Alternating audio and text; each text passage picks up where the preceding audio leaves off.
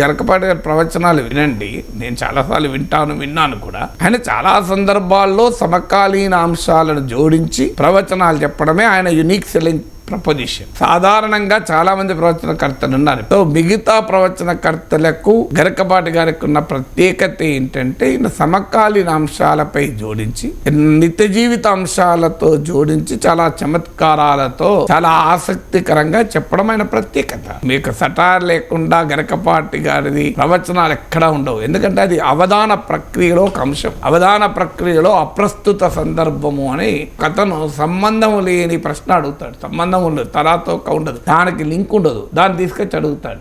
దానికి అప్పటికప్పుడు చమత్కారాన్ని జోడించి వ్యాఖ్యానించి, అందువల్ల అవధాన ప్రక్రియలో ఉన్నటువంటి ఒక మౌలికమైన అంశం అది. తన అవధాన ప్రక్రియలో ఉండే ఒక సహజ శైలిని తన ప్రవచన ప్రసంగాలలో కూడా గరకపాటి గారు చెప్తూ ఉంటారు.